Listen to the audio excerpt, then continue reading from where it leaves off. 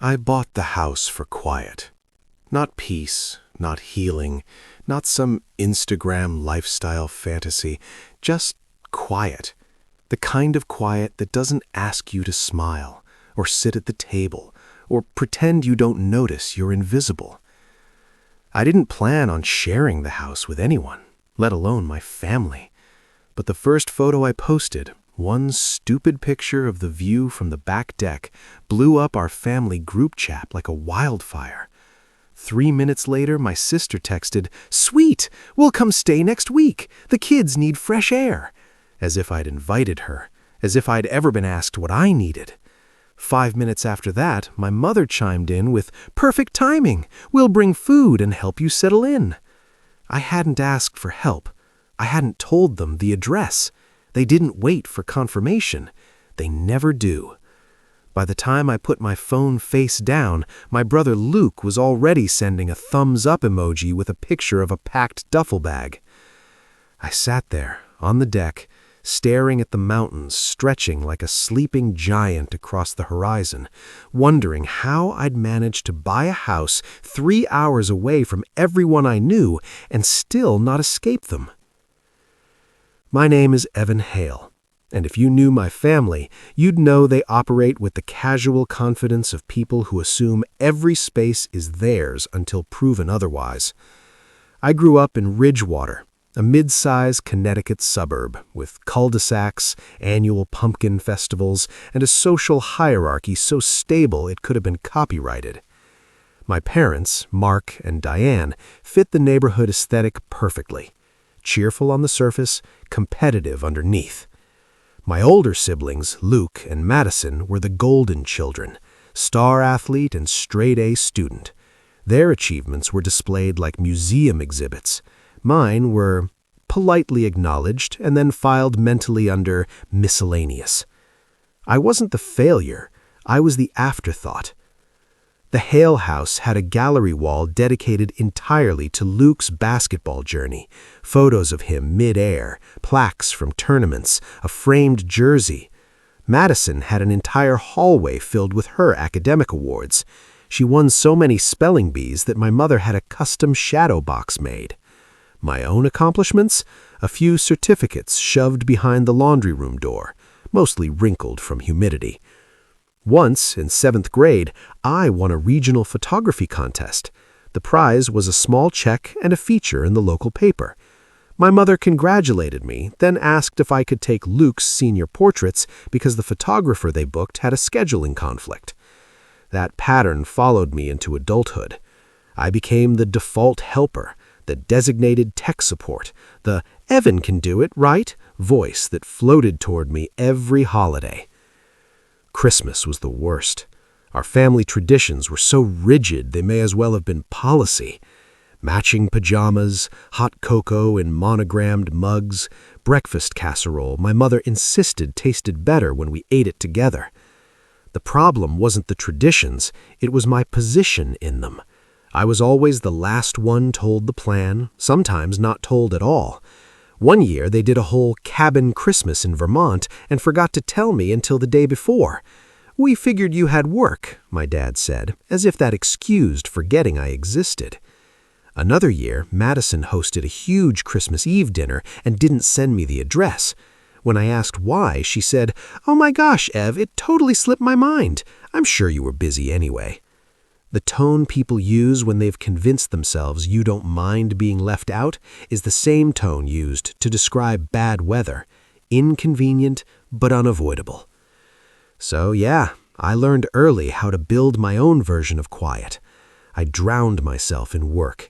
I became a senior UX designer at a tech firm, the guy people relied on for clean, intuitive solutions.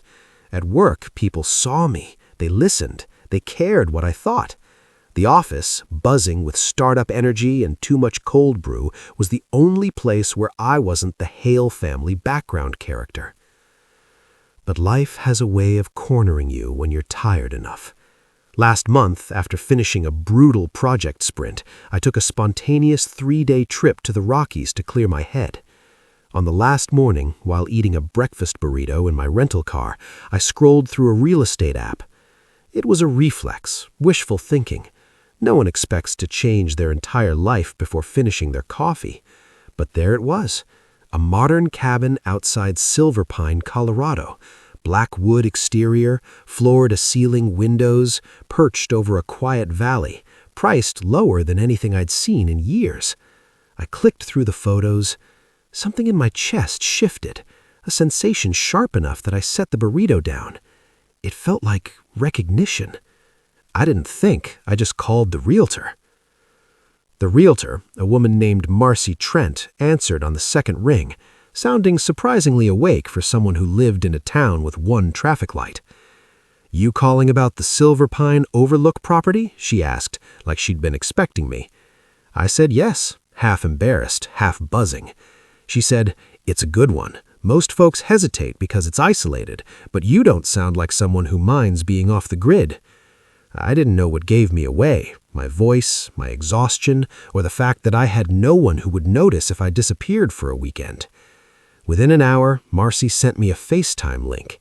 She walked me through the cabin while her breath fogged in the cold. The place wasn't big, but it was sharp. Clean lines, black steel fixtures, cedar beams, a panoramic window that made the valley look like it belonged to me. She stepped onto the deck. Snow covered everything. The world was so quiet I could hear the crunch under her boots through the phone. She said, "If you want peace, this is where it lives." I don't remember making the decision. I only remember the sensation, a drop in my stomach like stepping into an elevator that was going up too fast. I heard myself say, "I want it." Marcy didn't sound surprised. "Then let's write an offer before someone else wakes up." By mid-afternoon, I had electronically signed more documents than I'd signed in an entire year. I drained my savings account, I wired money I hadn't told anyone I had, and 3 days later I received an email with the subject line that made my lungs freeze: "Offer accepted." It didn't feel real. It felt like I'd accidentally pulled a fire alarm and the universe was now obligated to follow through. I didn't tell my family. I didn't tell my coworkers.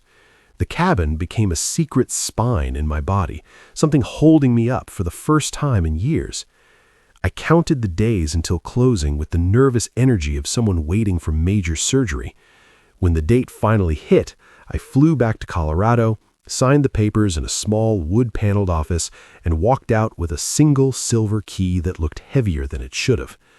I drove up the mountain with the windows cracked despite the cold, breathing in air that didn't feel borrowed. The house met me like a dare. The front door stuck a little when I pushed it open, groaning the way old trees do. Inside, it was cold enough to see my breath.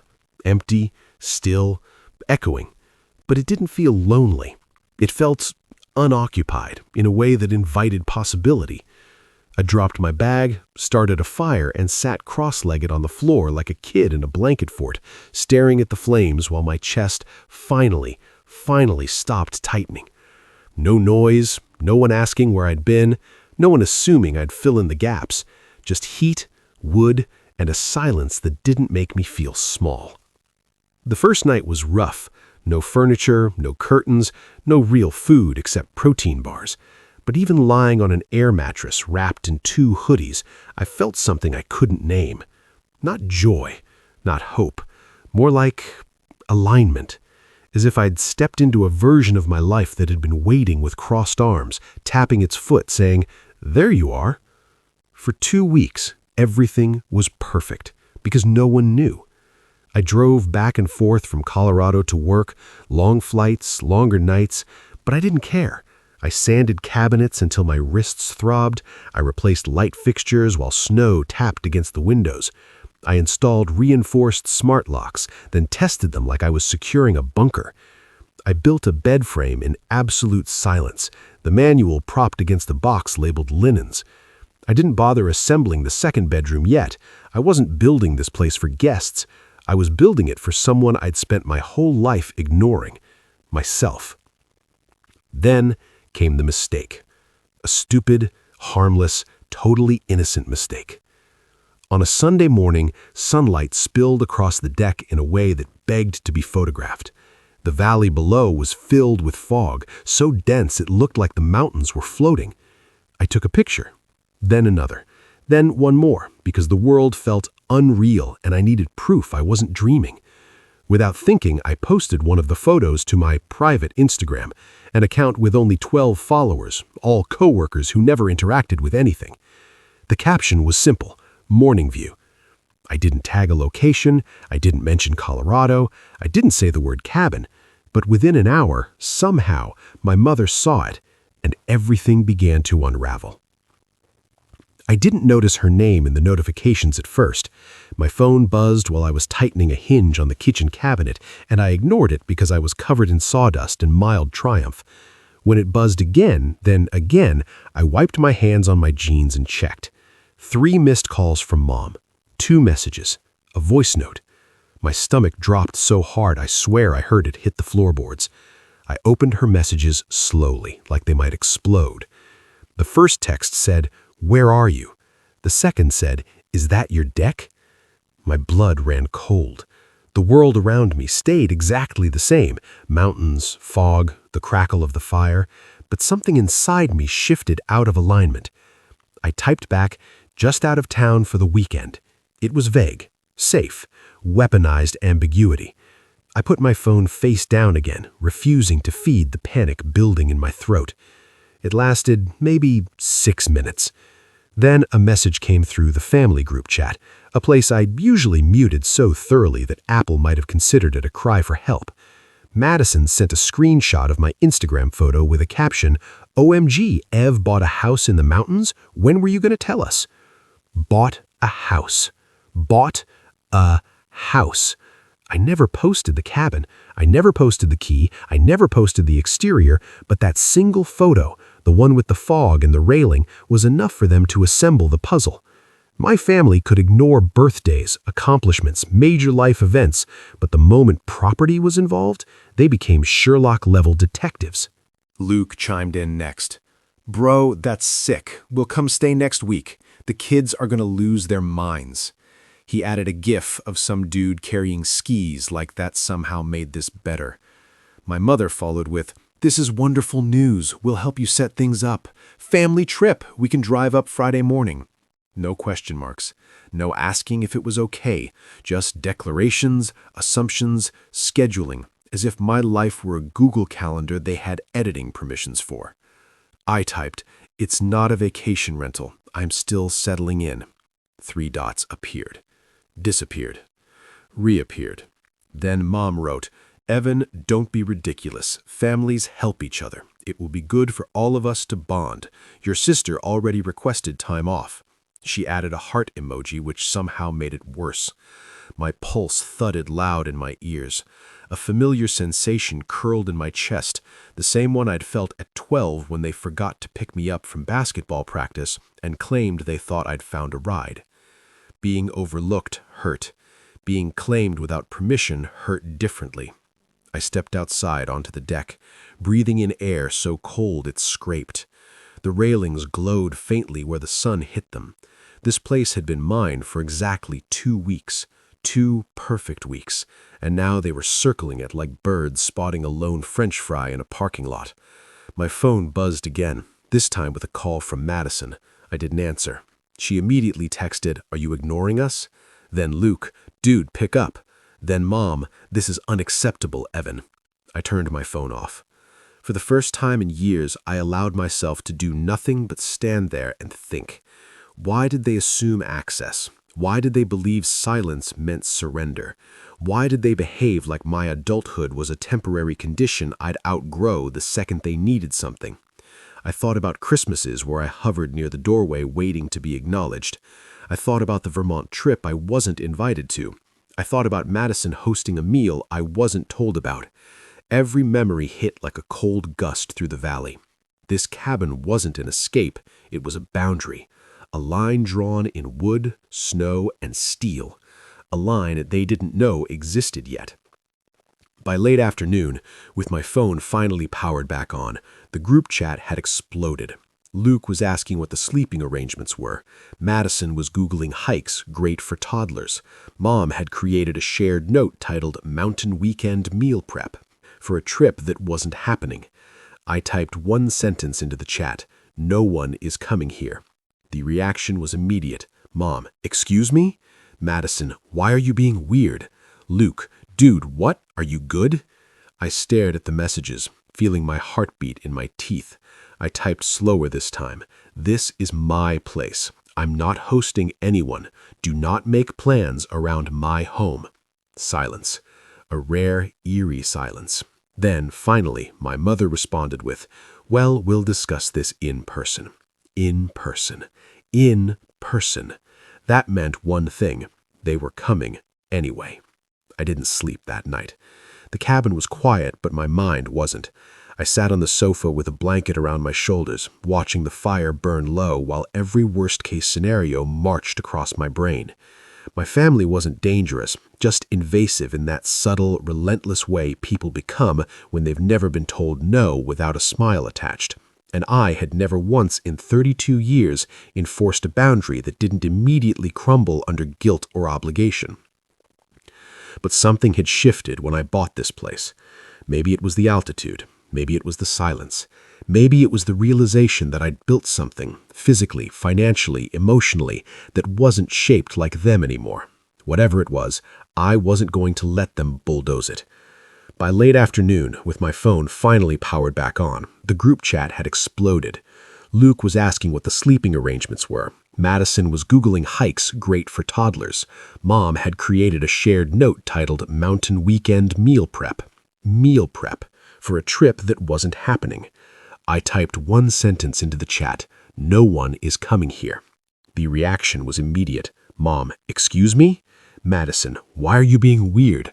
Luke, dude, what? Are you good?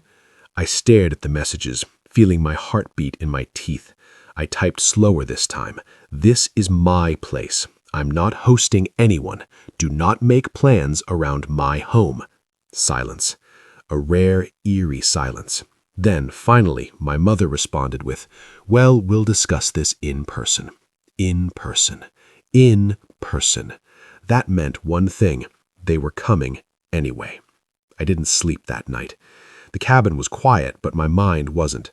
I sat on the sofa with a blanket around my shoulders, watching the fire burn low while every worst-case scenario marched across my brain. My family wasn't dangerous, just invasive in that subtle, relentless way people become when they've never been told no without a smile attached. And I had never once in 32 years enforced a boundary that didn't immediately crumble under guilt or obligation. But something had shifted when I bought this place. Maybe it was the altitude. Maybe it was the silence. Maybe it was the realization that I'd built something, physically, financially, emotionally, that wasn't shaped like them anymore. Whatever it was, I wasn't going to let them bulldoze it.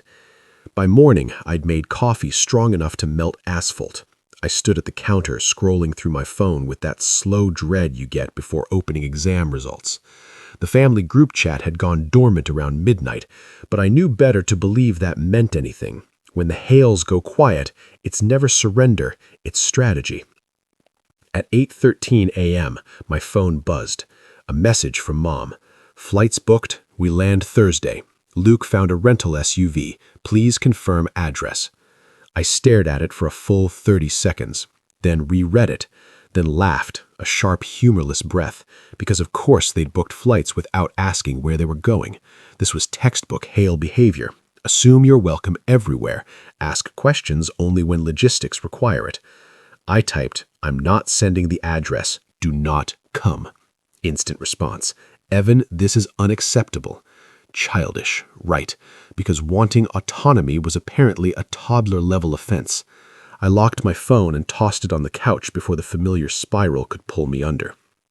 I spent the next hour reinforcing what was already mine. I rechecked the smart lock settings. I placed a motion sensor near the driveway. I shoveled the steps even though no one but me was using them. My hands moved with purpose. My brain spun like a busted engine. I kept imagining my family at the Denver airport, dragging their matching luggage, complaining loudly, confident the mountain cabin they'd decided was ours awaited them like a timeshare they forgot they didn't own. Around noon, Marcy, the realtor, called. "Saw your lights on driving past last night. Everything good up there?" Her voice had that small-town mix of politeness and curiosity. Normally, I hated that tone, but right now, it felt grounding. I hesitated. My family saw a photo I posted. They think the cabin's a vacation spot for everyone. "Oof," she said immediately. "Honey, mountain houses bring out the entitlement in people. Something about fresh air makes folks assume it's communal." She paused. "You want me to swing by and put up a gate chain on the drive? I've got an extra in my truck." My chest warmed. "Yeah, actually, that would help. Say no more. I'll be there at 3. After the call, I walked outside. Clouds drifted low, brushing the pine tops like slow-moving ghosts. The valley looked softer today, almost kind, as if trying to calm me. I leaned on the railing and let the cold bite into my palms. I'd never been good at confrontation. My family's brand of disappointment had always been enough to fold me like cheap laundry. But this place, it didn't judge me. It didn't ask me to explain myself. It didn't care if I skipped Christmas or forgot birthdays or didn't show up with a casserole. It was steady. It was mine. And it was the first thing that ever made me feel like I wasn't a spare part in my own life. At 2:57 p.m., tires crunched across the snow. Marcy's old blue pickup pulled into the clearing. She hopped out with a coil of chain and a metal sign that read, "Private road, no access." "This'll at least slow 'em down," she said cheerfully. "Plus, it'll annoy the ones with boundary issues." She installed the hardware while I held the posts steady. Snowflakes collected on her red beanie. "Your floats pushy?" she asked. "You have no idea." "Oh, I do," she said, tightening the bolts. "My cousin bought a lake cabin once. His in-laws showed up with a pontoon boat the next weekend. Some families treat independence like rebellion." I huffed a laugh. "That sounds familiar." She dusted her gloves. "Listen, whatever's happening, you're allowed to have a life of your own. People forget that the quiet you choose is different from the quiet they impose." I didn't expect that sentence to hit me like a punch, but it did. After she left, I stood at the new gate chain for a long time. A simple piece of metal, a modest barrier, but symbolic in a way that made my throat tighten. For the first time, I felt like I had something that stood between me and them. Something that said, "Stop, this isn't yours." Then my phone buzzed again. A new text. From my mom. "Since you won't send the address, we'll just follow the coordinates from your Instagram photo. See you Thursday." My heart stopped. They were coming anyway. I stared at the text so long my screen dimmed twice. They weren't guessing. They weren't bluffing. They had already traced the sunlight angle, the railing style, the ridgeline behind me. My own family had CSI-enhanced my peaceful morning photo like it was national security footage. I shouldn't have been surprised. The Hales were experts at two things, forgetting me when it mattered and finding me when it benefited them. But this felt different. This felt invasive in a way I didn't have a word for. I typed, "Do not come here." My mother replied instantly, "Stop overreacting. This is what family does." Family, a word that tasted like metal in my mouth. I powered off my phone again, not to ignore her, but because I felt something inside me flicker, something raw, old, and long suppressed. I'd spent my entire life adjusting myself to fit their expectations, shrinking when necessary, stepping aside when convenient. It was muscle memory at this point. Yield first, question later. But standing there in front of my cabin, watching the fog sink low into the valley like a thick blanket, I realized something simple and terrifying. If they came here, they would take this from me. Not physically, but emotionally, spiritually, internally. They'd flood the rooms with decision-making, rearrange shelves for efficiency, open cabinets like they owned them, talk loudly over the quiet I'd worked so hard to build. Luke would ask where the guest towels were. Madison would critique the lack of holiday decor. My mother would sigh at the minimalism, already imagining curtains. They would bring their energy, their noise, their gravitational pull, and suddenly this place would become what every other place had become, theirs first, mine second. No, not this time, not this house, not this version of me. I spent the next day preparing, not for them, but for the confrontation I knew was coming. I made lists. I rehearsed sentences that didn't end in apologies. I walked the property line like a soldier memorizing terrain. Snow fell in slow, lazy spirals, reminding me of how peaceful everything had been before I opened Instagram. I brewed tea, then forgot to drink it. I turned on the living room lights, then turned them off again because the glow made me restless. It felt like the entire mountain was holding its breath with me. By Wednesday night, a storm warning hit the area. Heavy snow on the way, bad visibility, dangerous roads. I hoped, really hoped, that nature would do what I couldn't, stop them. But the Hales had never let something trivial like safety interfere with a plan they'd already decided was binding. If anything, they'd treat the storm like an adventure, a fun anecdote to overshadow whatever boundary I tried to set. At dawn, on Thursday, my motion alert pinged. They were here. A black rental SUV crawled up the drive, headlights cutting through the snow. I stood on the deck, wrapped in a thick jacket, watching them inch forward until the chain gate came into view. The SUV braked. Doors opened. My mother stepped out first, clutching her coat like the cold personally offended her. Luke followed, hoisting a suitcase. Madison emerged last, already wearing a "we need to talk" expression. They walked to the chain, staring at it like it was a personal attack. My mother lifted the metal a few inches, testing it. Then she looked up at me. "Evan," she called out, her voice slicing through the wind, "this is unnecessary." I walked down the steps slowly. My boots crunched through snow that came up nearly to my shins. My heart hammered so loudly I wondered if they could hear it. When I reached the bottom of the path, I stopped 10 feet from the chain. "You weren't invited," I said. The words trembled, but they were solid. Mom scoffed. "Don't be dramatic. We're here to help you settle in." "I don't need help." Madison crossed her arms. "Ev, you're acting insane. It's just a weekend." "It's my weekend," I said. "My home." Luke dragged his suitcase forward. "Dude, chill. We're family." That did it. "No," I said quietly. "Family asks. You assume. Family supports. You invade. Family listens. You ignore until it inconveniences you." The wind howled behind me, carrying my voice farther than I intended.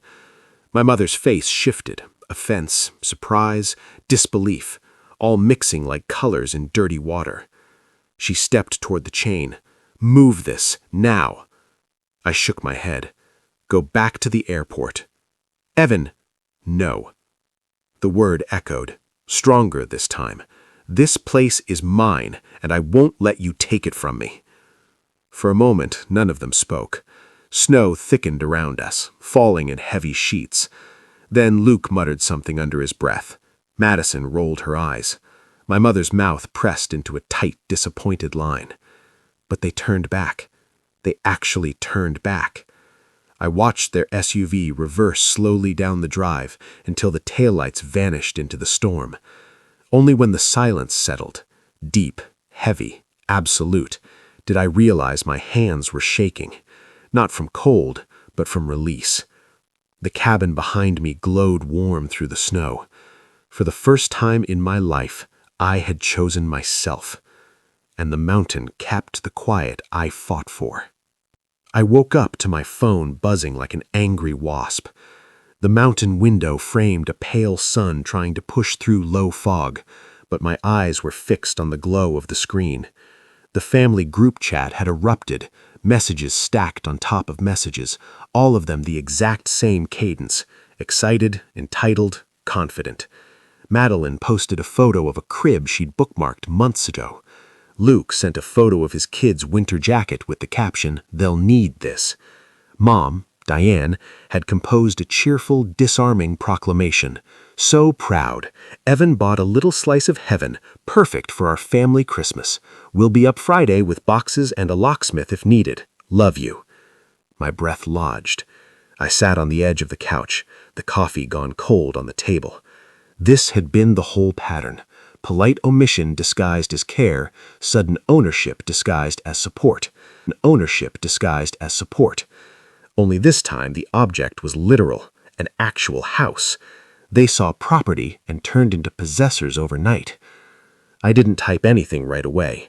Instead, I took screenshots. The message thread, Mom's public post, she'd already posted it to Facebook, Luke's thumbs up, Madeline's crib collage. I created a folder named Boundaries and slid every screenshot inside, labeling them with timestamps. The act of organizing the evidence steadied me. It's strange how order can pull you out of panic. Then the calls started. My father, Mark, rang. I let it go to voicemail. He left a short, clipped message about practicality and family resources. He said, "Evan, you should have talked with us first," as if some social contract had been broken. The word first stung. They'd always been first with everything that mattered. First to assume, first to claim, first to take. My silence had been a convenience to them. Now it was a threat. I sent one message in reply to Mom. "No, I'm not hosting anyone." It read like a declaration, and I wanted it to be final. But I knew how these things go. A slide into negotiation, the guilt of a parent, the social choreography of compromise. I braced for the replies. They came, in an escalating blur. "Mom, Evan, you're being dramatic." Madeline, "It's Christmas." Luke, "Come on, bro, what's the big deal?" I didn't answer. I called one person instead, Grandma June. She was 83 as sharp as a tack.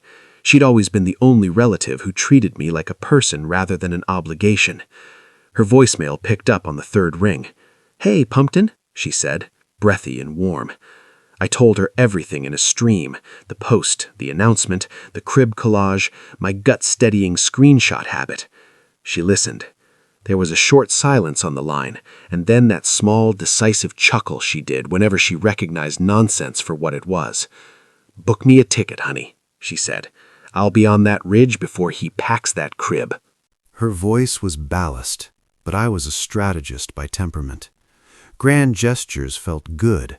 Plans felt safer. I opened my laptop and started to map the possible escalations. Their first move had been an emotional feint. The second would be administrative, changing addresses, forwarding mail, calling utilities. The third could be physical occupation. I had to assume they would escalate through every channel. I typed local property lawyer into search and scanned results. A firm in Silver Pine popped up, Winter and Nolan, attorneys for land, disputes, and climate-appropriate conflict resolution. Their tagline read like a joke until you read their testimonials. The lead counsel, a woman named Sable Winters, had an email address and a schedule that oddly included same-day consults. I drafted a terse message to her. New property, potential family trespass, and administrative fraud. Urgent consult requested. In another window, I drafted an email to my bank to flag the wire and set two-factor alerts on the newly registered P.O. box. I called the mailbox company and asked for enhanced security on box 42. I updated camera apps and changed master lock codes. I also did a thing I'd never done before. I wrote a guest policy. It wasn't warm. It was company grade. All stays by written invitation only. No exceptions. Any attempt to access property without authorization is trespass. I printed it on heavy stock, laminated it, and left it on the entry table where any guest might see it. It felt dramaturgical, but it felt necessary. I was building an architecture of refusal. By dusk, the data felt tidy. Screenshots were cataloged, clients and locks and accounts were tightened. Nana, Grandma June, had confirmed she'd come up. My phone was still quiet in terms of angry texts, but I knew the quiet wasn't peace. It was the calm before whichever tide my family would choose to ride. I made a pot of strong coffee, sat by the window, and watched the valley go from blue to bruised purple. The house held, the lights glowed, and for the first time since I bought the place, I let myself breathe. That night I dreamt of doors. In the dream, every hinge was loose, and voices came through the wood like wind. I woke up with my heart thudding and the sort of brittle anger that feels like waking a sleeping animal. My phone lit up early, Mom already in motion. She'd apparently called a property manager friend, posted on a community buy-sell group asking about temporary rentals, and messaged a cousin who lived near Silverpine asking whether they could park things until Friday. I took screenshots. I labeled them. Order again. At 9 a.m., Sable Winter's office emailed me a confirmation. 2 p.m. consult, bring documentation. I felt a type of relief that was almost giddy. Having the law on your side is a peculiar emotional armor. It doesn't make the grief go away, but it turns raw panic into procedure. I packed the laminated guest policy, printouts of the screenshots, and a small binder I'd labeled evidence. The drive to Silverpine was a white-knuckled 2 hours. Snow turned to sleet, and sleet to fine mist, the trees running with water like black paint down an easel. I rehearsed what I'd say. Part of me wanted to phone my dad and tell him off, to match his paternal condescension with my own. Another part craved the small human connection I'd always been denied, an apology, a "we should have asked." Neither seemed likely. Sable's office sat above a small outdoor shop that smelled like oil and wool. Her assistant led me into a charcoal gray room with 2 abstract paintings and 0 coffee, which is how serious people prepare for war. Sable entered, 40-ish, short hair, businesslike, without handshake fanfare. She took in the folder and began to click through the screenshots with fingers that moved like a court stenographer, fast and accurate. This is coordinated. This isn't just poor manners. This is an attempt to create entitlement through narrative. She pointed to the public post screenshot. The public post is the field test. The call to a property manager is the probe. They're trying to build a paper trail to legitimate their claim. Her voice made the mechanics of their actions sound far colder than they'd felt when the messages first came in. That coolness steadied me. We'll do 3 things. 1, file a recorded no trespass notice with the sheriff, immediate. 2, issue cease and desist letters to anyone who's already posted publicly asserting tenancy or intent to occupy. And 3, put real alerts in place with the DMV, utilities, and the post office to prevent any change of address or utility authority requests using your parcel number. I sat there absorbing the list like a passenger receiving a flight plan. Also, she added, you're brilliant to buy through an LLC. That gives us a corporate distance the court respects. I signed forms, I paid retainer. Sable's demeanor never loosened into sympathy, but at the end she did say, you did the right thing by making it official. Now be patient, don't post, don't respond publicly. Let us do the escalation. Legally, not emotionally. The instruction was hard because every cell in me wanted to shout. Instead, I nodded and drove back up the ridge with a mailed cease and desist draft filed in Sable's system and a promise that irritated them more than anything else. I would not engage in the theater they wanted. Back at the cabin, the thing about small mountain towns is they see you coming. Marcy, the realtor, texted me a photo of her pickup parked on my drive with an encroaching chain across the road and a freshly painted sign, Private Access, Hale Ridge. She'd been an unexpected ally. This'll slow down the vultures, she said.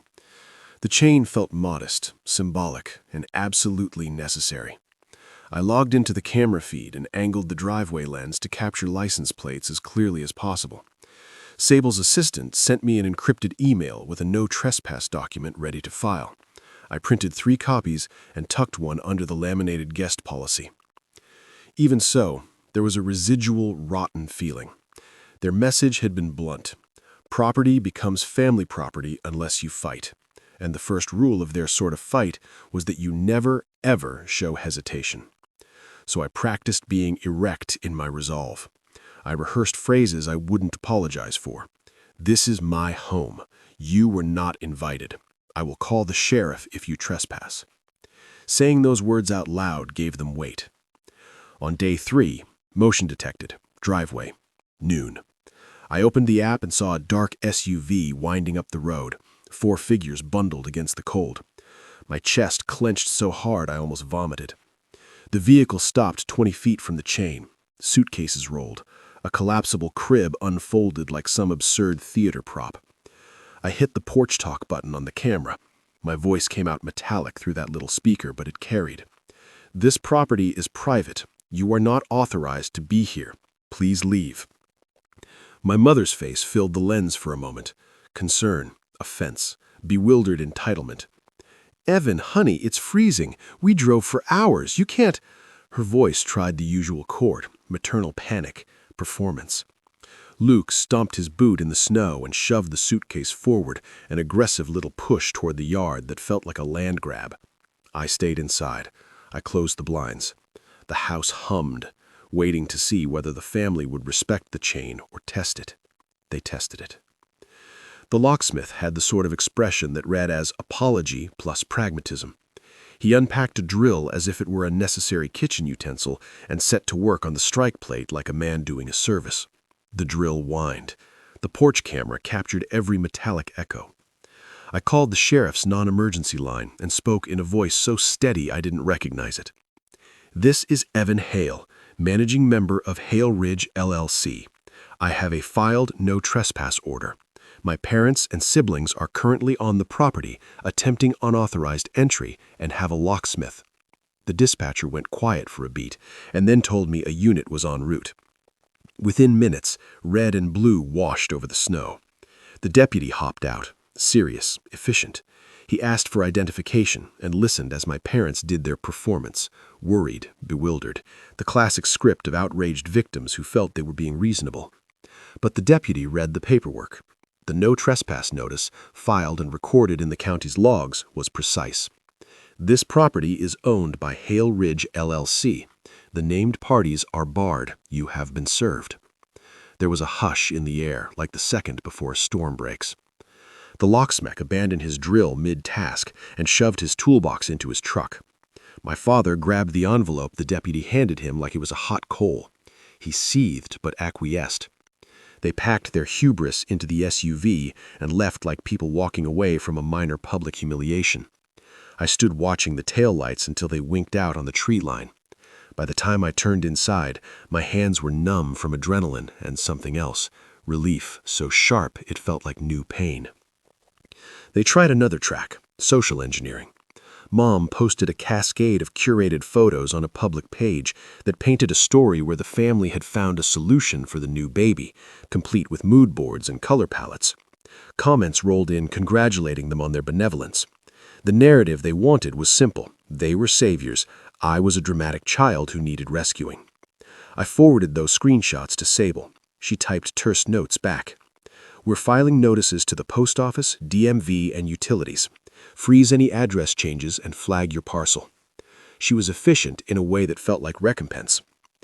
But escalation breeds escalation.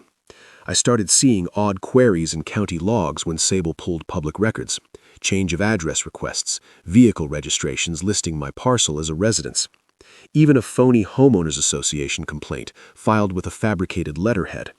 For a day, my stomach felt like someone had removed the floorboards from under me. Then I found the forgery. A crudely scanned family tenancy agreement with my name in a looped script I didn't write, granting indefinite residence to Luke and his wife. They'd invented a me who consented. They'd created a paper ghost. Sable's face hardened. This is criminal forgery. It's intended to create documentary legitimacy for their occupation. We'll file a petition for emergency relief and alerts to every relevant agency. Don't post anything. Let me file. Her confidence carried the force of a bulwark. I felt the same calm I had the night I bought the key, actionable measures that turned my panic into something with teeth. The next strike was the most petty and the most audacious. My father appeared on the mailbox trail cam at 2:14 a.m., stuffing envelopes into box 42 as if planting evidence. I watched the night vision clip over and over. The camera's timestamp made him undeniable. He didn't have a key, he forced papers through. He'd mailed declarations that my household already included his stakeholders. He was building a plausible paper trail in real time. I sent the clip to Sable with the subject, "Urgent, evidence of fabrication." Her reply was sharp. "I'm filing an emergency motion now." Within hours, the clerk's stamp returned confirmation. The petition was filed. The temporary order sat waiting on a judge's desk if any other attempt to fabricate tenancy occurred. Suddenly, the momentum shifted. They had been the initiators. We were the response. It felt almost obscene to frame family conflict in legal nouns and verbs, but the law had a language they couldn't contaminate with charm or guilt. The system translated the emotional mess into crisp facts. Timestamps, scanned letters, recorded notices. There was a small, satisfying moment later that day when I updated my emergency contacts. I removed Mom and Dad. I added Sable. It felt like muting a centuries-old reflex. If something happens, call the people who will help you, not the ones who will use your crisis as a lever. The act was quiet and ceremonial. It was from me. Christmas morning dawned under a foot of new snow, the world muffled and pristine. I slept like a stone, deep, unrecovering. When Priya, Gabe, and Tom, my neighbor and close friends, arrived with cinnamon rolls and casseroles, the house thrummed with human presence that was chosen rather than assumed. We sipped coffee and laughed, and the fireplace ate our breath like quiet approval. There was a knock at the door mid-morning, the kind you answer with a smile, not a spike of dread. My neighbors from down the ridge had left a pan of rolls and a small note. "Welcome to the Ridge." That small kindness felt larger than any manufactured family narrative. At noon, my phone buzzed with a screenshot. Mom had posted again. The caption was triumphant. "A Christmas miracle. Julian and Belle will be settling nearby." She'd blurred the map, but left enough clues to find the ridge. The comments, the DM from an old classmate who'd overheard my father asking about property managers, the pending forms, these were all pieces of a campaign whose next move I couldn't predict, but I could prepare. I brewed a second pot of coffee and sent a secure email to Sable. "We are ready. If they attempt anything further, initiate the motion." Her reply pinged, "Understood. Do not engage. Document everything. I'll be in court if necessary." It was a quiet, absolute promise. The legal scaffolding was set. The rest was endurance. The sheriff's departure left a clean quiet that felt like a promise. I stood on the deck and watched snow fall into the valley like slow white ash. That night I slept without the usual tightness in my chest. The house had held. In the morning, Sable emailed a terse update. Cease and desist notices filed, county clerk notified, and the emergency petition lodged. Her words were efficient instruments that turned panic into procedure, which is exactly what I needed. Neighbors became allies in small, meaningful ways. Marcy left fresh bread and a note, for strength. Tom installed a reinforced mailbox lock and winked. Priya organized a rotation. The house would never be empty while the motion was active. Their presence felt like a human barricade. It was cozy in the way the old house of my childhood never had been. Chosen warmth, not assumed. My family tried subtler maneuvers next. Good publicity. Mom posted a triumphant announcement about Julian and his wife finding a safe place nearby. It was a public framing meant to create consent. Sable filed takedown notices and documented everything. She asked me repeatedly not to post. "Let the law make the arguments," she said. "Don't give them drama to weaponize." On Christmas Eve, we made the house ordinary. String lights, a pot of chili, board games scattered on the table. People came and stayed. The living room hummed with the kind of noise that stacks up into memory. I had the laminated guest policy at the entry, but it had become a conversation starter rather than a barricade, proof that rules could shape generosity. At 8 in the evening, headlights carved into the snow. 2 SUVs rolled up. My heart tightened. This felt like a replay. A man in a blazer with a polished briefcase stepped forward, professional mediator by look and tone. He spoke the language of compromise. "We can draft a temporary arrangement," he said, voice smooth. "A shared arrangement for holidays, perhaps a shared plan." I thought of the years I'd been edited out of holiday plans with polite notes and strategic brevity. I thought of the trail cam footage of my father at 2 in the morning stuffing envelopes into my P.O. box. No agreement would fix that. So I said simply, "No, this is not negotiable." He folded his papers like a man who'd lost his script and retreated with measured courtesy. The old maneuvers had run out of fresh paths.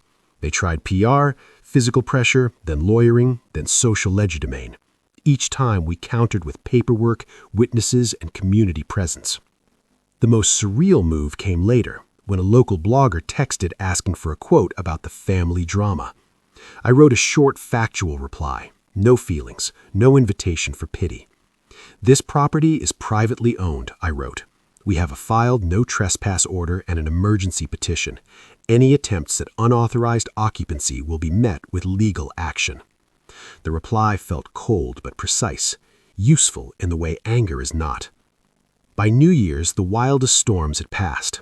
Filings were logged. The county clerk had stamped the emergency motion. My parents' public proclamations wound down into private grievances delivered in clipped texts. Their theater could not survive the blunt instrument of recorded fact. Between forms and filings, I rebuilt the house bit by bit. I fixed the leaky sink, sanded a kitchen table, and installed additional cameras hidden in pine bark. The work was ordinary and grounding.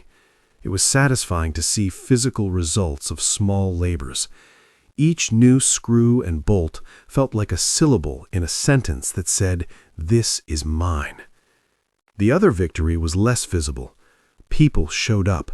Friends drove through bad weather to spend nights on my couch. Neighbors brought casseroles. Nana called and told me jokes about ribbon candy as if nothing had happened. Those small acts of normalcy knit a fabric that felt more permanent than any social media claim. When winter thawed and the first crocuses pushed through the snow, I realized something else had shifted inside me. The boundary I drew was not a wall of stone, but a language. Words like no, private, and invitation only, that once felt impossible to say without apology, now sounded clean and rightful. You can buy a house for quiet, but you learn to live in it with people who mean you well on purpose. On a late afternoon, the valley glowing under a slant of sun, I walked the deck and watched light move across the pines. Inside, someone was laughing at a game. I turned back to the house and felt a kind of gratitude that had nothing to prove. The house had become a place where my choices mattered. That knowledge was, quite literally, my holiday present. I kept the keys and kept the quiet. Finally, mine. The first week of January carried a hush that didn't feel like peace, more like the quiet after a courtroom adjourns, but everyone knows they'll be back tomorrow. Sable said the judge would likely rule within days, maybe hours, depending on the clerk's workload. My job was simple. Don't engage, don't respond, don't slip. My family thrived on reaction. Silence was the one language they couldn't translate.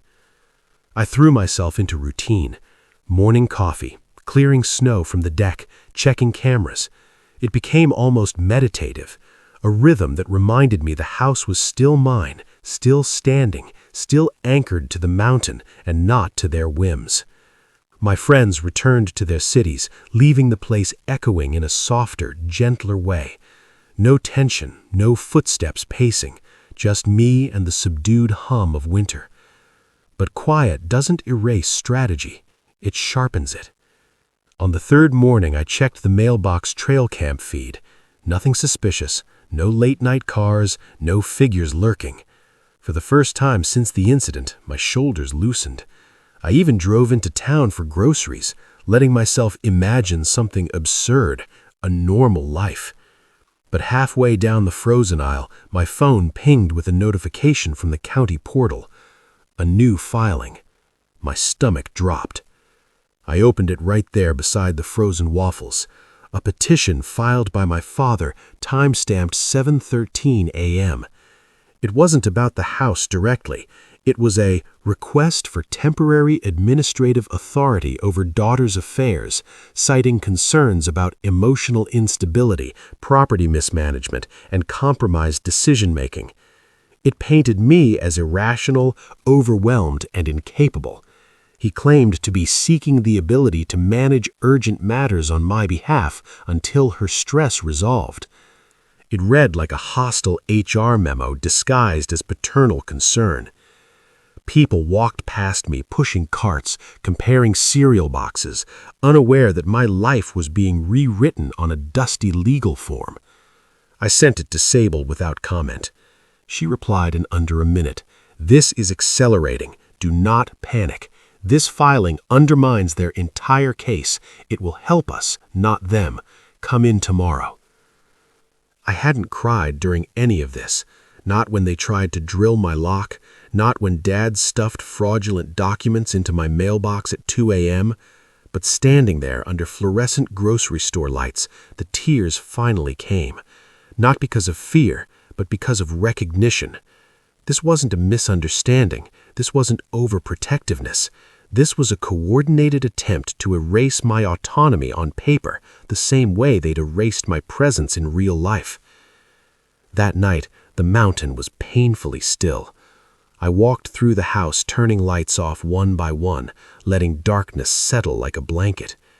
In the great room, the stove crackled. I wrapped myself in the cashmere blanket Priya gave me and sat by the glass wall watching snow drift sideways across the valley. My phone buzzed. Nana. "Kiddo," she rasped, "I heard from your aunt that your father is filing something ridiculous." I swallowed hard. "He wants administrative authority." Nana snorted so violently I could picture her slapping the nearest countertop. "Authority? Over you? He'd get more traction demanding authority over the moon." I laughed, a small shaky sound that felt like oxygen returning. "It's not funny, Nana." She said, "No, it isn't. It's pathetic, and it proves you were right to draw the boundary. They don't want a daughter. They want a department." Her words landed deep and true. A department, a resource, a thing to manage. The next morning I was at Sable's office early. She already had a stack of papers waiting. "Your father's filing was reckless," she said. "His claim contradicts previous statements he made to the DMV, the utility company, and the locksmith. He's telling 3 different stories to 3 different agencies. Judges hate inconsistency." She tapped the thick folder. "This gives us grounds not just for a protective order, but for sanctions." I stared at her. "Sanctions? Like penalties?" "Exactly," she said. "Financial penalties, formal warnings, documentation that will follow them." She leaned back, eyes sharp. "Faith, you don't need to destroy them. You simply need to stop them, and we're close." Driving back up the mountain, I felt something shift. Certainty. Not the brittle certainty of panic, but something sturdier. A belief that I wasn't fighting alone. The truth, once documented, becomes armor. At dusk, as the sky bruised purple and the first stars pierced through, I stood on the deck, breathing in the cold air. The trees were motionless. The valley was quiet. For the first night in weeks, the cameras stayed still. No motion alerts, no headlights creeping up the drive, no vibrations from frantic group chats. Just snow. Just breath. Just me. I wrapped my hands around the railing, cold metal grounding me, and whispered into the wind, "This house is mine." Not loud, not dramatic, but true enough that even the mountains seemed to nod. "Tomorrow," Sable said, "the judge might rule. Tomorrow, the siege might end." Inside, the fire burned steady. I left the exterior lights on, not out of fear, but because they looked beautiful. By the time morning cracked open across the ridge, the whole valley felt tight with anticipation, like even the snow knew something was about to shift. I brewed coffee, watched steam rise, checked the cameras twice. Still nothing. No movement, no shadows crossing the driveway, no last-minute schemes unfolding in the dark. It was the quietest dawn I'd had in weeks. At 9:17 a.m., my phone buzzed with an unknown high-timber courthouse number. Breath froze halfway in my chest. I answered. "Ms. Hale, this is Clerk Dawson. The judge has reviewed your emergency petition. You'll receive a formal digital copy shortly, but I wanted to notify you personally. The order has been granted." I didn't speak. I couldn't. My grip tightened around the mug until heat bit into my palm. He continued, voice steady, procedural, unaware of the tectonic shift happening inside me. "All individuals listed in the no trespass filing are now formally prohibited from any physical, digital, or administrative contact with you or your property. Violations will result in immediate enforcement." A pause. Then he added gently, "You're protected now." Protected. A word I hadn't associated with my family in, maybe ever. "Thank you," I managed. When the call ended, I set my mug down before I dropped it. My heart wasn't pounding, it was unfolding, like something long compressed finally expanding to its real size. Minutes later, Sable emailed the full order, 23 pages of pure legal steel. Each section read like a boundary carved into stone. No entry, no claims, no filings, no contact, no exceptions. My father's midnight envelope stunt was highlighted in red as Exhibit A, his forged tenancy agreement as Exhibit B. It was all documented, preserved, acknowledged by the state. I forwarded a screenshot to Nana. She replied with 3 words, "Told you, kiddo." The rest of the morning drifted by strangely soft. I cleaned the kitchen. I opened windows to let in fresh, cold air. I folded blankets. Everything felt lighter, as if the house itself had exhaled with me. Around noon, a knock sounded, gentle, normal. I checked the porch camera out of habit. It was Sarah from down the ridge holding a bag of pastries. I opened the door, actually smiling. "Heard the court ruled today," she said. "Tom saw the courthouse clerk at the diner." Small towns and their communication networks, undefeated. "Yeah," I said. "It finally ended." She handed me the bag. "Then these are celebratory carbs." I laughed. A real one. She didn't ask questions. She didn't pry. She just nodded, squeezed my arm, and left. It was the kind of support that didn't demand a story in return.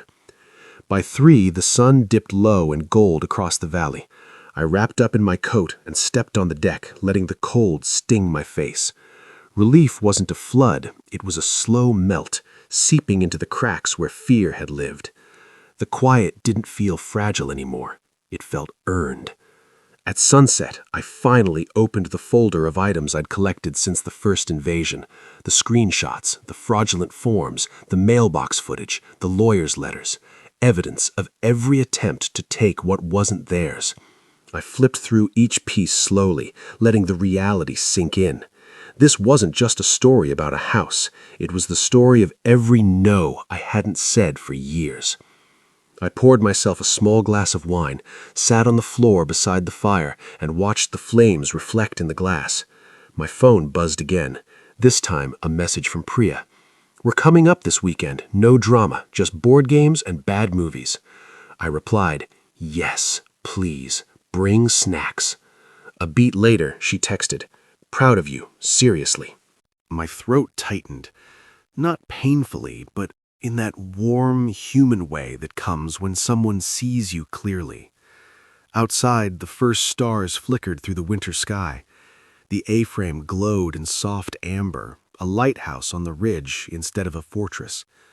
I stood and placed my palm against the glass wall. Cold outside, warm inside, the perfect metaphor and the perfect boundary. For the first time, the mountain didn't feel like an escape. It felt like home. As the fire crackled and the night quietly wrapped itself around the house, I whispered something small, something honest, something I finally believed. I'm safe. Not because someone allowed it, not because someone protected me, but because I enforced it, because I chose it, because I held the line. And the mountain, my mountain, held with me. The next morning brought a strange kind of stillness, the kind that comes after the last domino falls. The legal battle, the midnight mailbox stunt, the locksmith of the door insanity, all of it suddenly felt distant, like echoes from a different life. The protective order didn't just stop them, it severed the cord they'd yanked on my entire life. I woke before sunrise and brewed coffee, letting the smell fill the A-frame. I leaned against the counter, watching the sky lighten behind the pines. It hit me slowly, like dawn itself. I wasn't waiting anymore. Not for footsteps on the porch, not for headlights creeping up the drive, not for another ambush disguised as family care. I walked to the deck barefoot, letting the cold bite at my ankles. Light spilled over the valley in muted pinks and golds. The silence wasn't ominous now. It was supportive, steady, like the mountain was finally answering back. You held the line. Now breathe. Around mid-morning, I grabbed my toolbox and started tightening screws around the house, not because anything was loose, but because the act itself grounded me. Every turn of the wrench reminded me that I had built my safety, one bolt at a time. The house felt different today, less like a bunker and more like a clean slate. By noon, I drove into town for supplies. People waved as I passed, Tom shoveling his driveway, the barista at the cafe window, an older couple walking their dog. They didn't know every detail, but they knew enough. High timber had wrapped around me like a small town security blanket, and the contrast to my childhood was almost jarring. Here, people saw me. Back then, I was furniture, quiet, useful, forgettable. On the way home, I took the long road through the ridge, watching sunlight flicker between branches. For the first time in months, maybe years, my mind wandered to the future without flinching. I imagined hosting a summer barbecue on the deck, taking long hikes without checking cameras, spending holidays with people who respected me. The idea felt radical in its simplicity. When I pulled into my driveway, a familiar SUV was parked across from my property line. Not on it, just close enough to send a message. My pulse tightened, but not with fear, more like irritation. I checked my perimeter cams. No breach, no motion alerts, just an idling vehicle. Then I saw her. Belle. Alone. She stepped out slowly, one hand on her belly, bundled in a thick coat. She didn't cross the property line. She stood exactly 3 feet behind it, hugging her arms around herself. She looked exhausted, drained, older than the last time I'd seen her. She lifted her eyes. "I'm not here to cause trouble. I'm not crossing, I swear." I nodded, but didn't move closer. "I just needed to say something," she said, voice cracking softly. "Not for them, for me." The wind carried her breath in little puffs of white. "I didn't know everything they were doing. Julian said your house was a family retreat. Your parents said you were overwhelmed. They made it sound like you wanted us here and were just embarrassed to admit it." She looked down, ashamed. But after the sheriff showed up, I realized how deep it went, how deep it always goes. I exhaled slowly. She wasn't lying. Belle had always been quiet, compliant, swept along by Julian's orbit like the rest of us. She looked up again. "I'm leaving Julian." That surprised me more than any midnight filing. I found the forged documents in his bag. He justified it by saying, "Faith doesn't know what she needs." And I realized that's exactly what your family has been telling you your whole life, and me too. I'm done being managed. For the first time, I stepped forward, still not crossing the property line, but meeting her halfway. "You didn't deserve to get dragged into this," I said quietly. Belle shook her head. "Neither did you. I just wanted you to know someone in that mess sees you, really sees you." Her voice broke. "And I'm sorry. For everything I didn't question sooner. A long silence settled between us, cold but not harsh. "Are you safe?" I finally asked. "Yes," she said. "I have a place to stay, and thank you for asking." She turned back to her SUV, paused, then added, "You're stronger than any of them know. Don't let them rewrite the story." She drove away, leaving tire tracks in fresh snow, but no damage behind. I walked back inside, closed the door gently, and leaned against it, not shaking, not bracing, just thinking. Maybe the generational chain didn't break all at once. Maybe it snapped link by link, starting with people like Belle, like me, finally stepping outside the orbit that kept us small. That night, the fire crackled warm and steady. I sat on the floor, legs tucked under me, staring at the flames dancing up the stone. This house began as an escape hatch. Now it was becoming something better, a beginning. And the mountain, steady and silent, held the story without asking to control it. For the first time in weeks, I woke without that instinctive flick of fear, the one that usually sent my eyes to the cameras before my feet hit the floor. The protective order stood like an invisible wall around the ridge, and even the morning sun felt different, warmer somehow. I dressed slowly, letting myself ease into the day instead of bracing for it. The house was quiet, the kind of quiet that didn't feel like a threat. I brewed coffee, wrapped both hands around the mug, and leaned against the cold glass wall. The valley below glowed with thin winter light, the kind that slides across snow like silver paint. I felt grounded, present, steady. Then my phone buzzed, not with an alert, but with a calendar reminder I'd set months ago, Annual Family Brunch, January 14. I stared at it. The old version of me would have deleted the reminder and swallowed the sting, but the new version of me, the one who reinforced door frames and stood toe-to-toe with legal paperwork, felt something else. Closure, maybe even clarity. I dismissed the reminder and turned my phone off for a full hour, savoring the feeling of silence that didn't hold danger anymore. Around noon, a truck engine rumbled up the road, slow, heavy, not sneaky in the slightest. I checked the cameras out of habit, and when I saw who it was, I actually smiled. It was Tom and Sarah, my neighbors, pulling up with a stack of firewood in the bed of the truck. I stepped outside as Tom hopped down, brushing snow off his gloves. "Figured you could use a restock. Storm's coming this weekend." Sarah held up a thermos, and I brought hot chocolate, the real stuff, not powdered. Small-town generosity hits like a hug you didn't know you needed.